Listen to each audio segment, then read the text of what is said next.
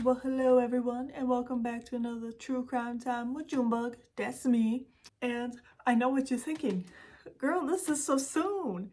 You're right. That's because there's not a lot of information. Like, at all. And I didn't realize that when I started doing research. I just heard about this, I'm like, fascinating. Let me dive into it. And there wasn't really anything to dive into, so. But anyway, today we are going to talk about Duffy Jones, or AKA just Duffy. She is a well-known singer. And so this takes place, it's currently unknown to the public when this takes place, but it was on her birthday though. I always say the age of the victims in case anything with children bothers you. And it's unknown when it happened, like how old she was, but she was an adult and she's currently 41. And then where? It just states foreign country at the moment. And we'll get into that.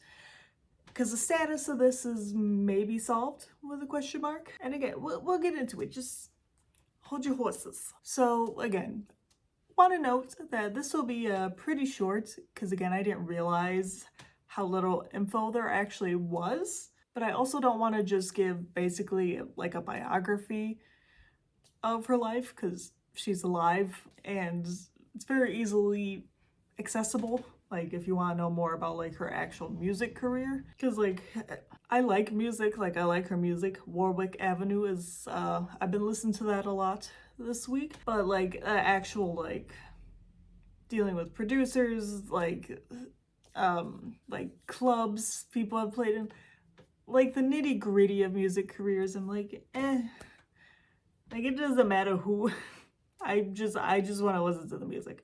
But if you're more interested in that, there's plenty you can deep dive into about Duffy and her music background. Anyway, but Duffy was born on June 23rd of 1984 in Bangor, Wales. Is it pronounced Bangor? I feel like that just seems weird. Is it Bangor? To parents John Duffy and Joyce Williams. And obviously her birth name is not Duffy. Her legal birth name is Amy Ann Duffy. And she has two sisters. She has a twin named Katie and an older sister named Kelly. Now her parents divorced when she was about 10, I saw, and things seemed a bit rough. Her mom would remarry a man named Philip Smith. I don't know who that is. That's what his name is. And in September of 1998, she's 14 at this time, the police discovered a plot by Philip's ex-wife to have him killed. That she had I don't know if she had actively hired someone or she was currently perusing Craigslist, but it was uncovered that Philip's ex-wife was plotting to kill him. So not great. So Duffy and her siblings were put into a safe house. And I don't think it was just her siblings. I think it was the whole family dealing with that whole situation of crazy ex-wife putting a hit out on him. But they were in a safe house and Duffy said it was terrible, to say the least. She said it was crowded. There was a bunch of them living in this little house. She said it was isolating, which makes sense if you're trying to just lay low. You can't really go out and socialize or anything. And she was just terrified of the situation. So when she was 15, she ran away to live with her dad. Now, I cannot blame her for this. If I was having to live in this crowded, isolated, safe house, and I'm just scared that there's a killer trying to get my stepdad, and it sounds like a anxiety-inducing, just terrible situation. I can't blame her for going to live with her dad. I probably would have asked, but I don't know the custody situation. Now, I can't blame her for this, but I guess her mom and her sisters blamed her for this. It caused them despair that she ran away. I guess, yeah, she didn't tell you, but can you really blame her for wanting to get away from that situation? Apparently they weren't on speaking terms for a year. Her mom and sisters wouldn't speak to her. Obviously, I don't know the whole story, but I'm like, damn, that's kind of a bitchy thing to do. Again, I don't know the whole story, but in my opinion, from what I've read, it's kind of a bitchy thing for them to do. Now, Duffy has said the next 3 years of her life were very rebellious. For example, she mentioned binge drinking and even stealing a rowing boat, which is it's a very random thing to steal, but she did it. But despite like all these things and going through a rebellious phase, she did finish school, she went to college, and she would start her hand at a singing career. Because if you don't know this about Duffy, she's good at singing, just so you know. Again, going to skip over the whole nitty-gritty with the music career and stuff, because that's not really the main point of the video, and it's very easily found. But also, unlike, I would say, the majority of true crime cases I've covered, she's alive, and her career is still ongoing. So that's another part of it. But we'll get to that in a second. But she would find success. Oh boy, did she find success. And she has many well-known songs, but her most popular, which I guarantee you've heard it, I don't know if I can put in a tiny clip, because I know copyright striking is a thing. But at the same time, I ain't monetized at all, so I don't know if if YouTube doesn't care. If I can put in a clip, I will do it now. You got me begging you for mercy. Because her most popular song is Mercy in 2008 from her debut album, Rock Fairy. But I guarantee you've heard it. I have heard it way more than I ever thought I have. The grocery stores love it here. But anyway, Mercy takes the world by storm.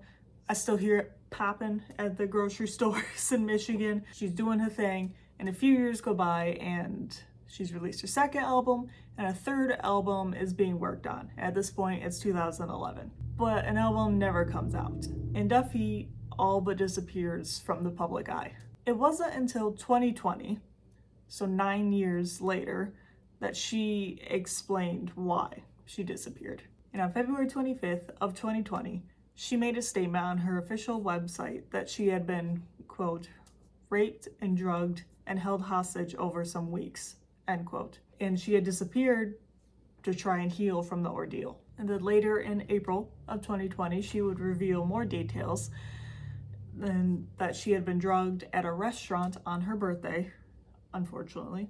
Unfortunately, any time, but just out for your birthday dinner and you get drugged, so I feel like that's extra shitty. But she was then taken to a foreign country on a plane and held captive in a hotel room and raped.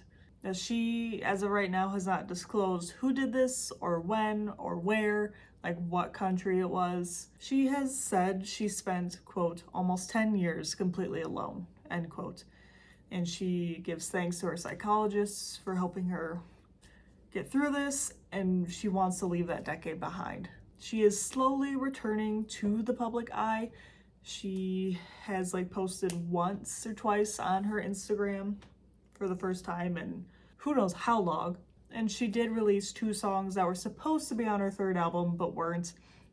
I think I saw she maybe took one back down. I'm not entirely sure, but I'm sure you could still find them. But yeah, with her slowly returning to the public eye, she has stated, quote, "I very much doubt I will ever be the person people once knew," end quote. Now, you're probably thinking, Junebug, why did you make this video? Again, as I said, I heard about Duffy and this ordeal she went through, and I'm like, holy crap, I want to dive into this and who did this? Who were these horrible people?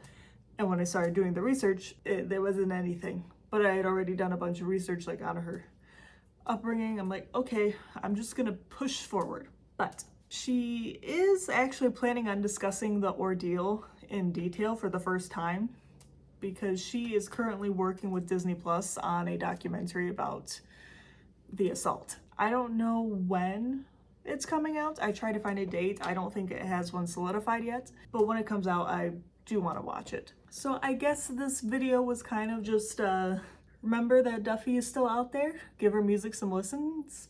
Give her music some listens. give her songs a listen to. I love Warwick Avenue, as I've said before. Mercy is always a classic, and many others. She's done a version of I Put a Spell on You. That was also very nice. So I guess I'm just, reminder to go show her some support. but also, I guess, a little walking billboard for her future documentary. And if you're also wondering where Duffy went, she was dealing with some stuff, okay?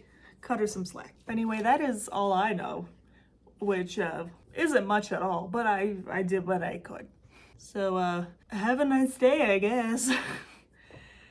And for once, I'm actually remembering that in the summer I like to do case updates for cases I've covered, but I think last year I did it end of August. So it's not been a full year yet, but I know that the previous year was in July and the year before that I believe was in June, and I just kept forgetting.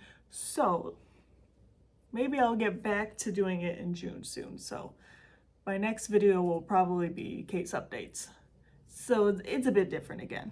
Anyway, thanks for watching, and go listen to some Duffy songs. Bye, guys.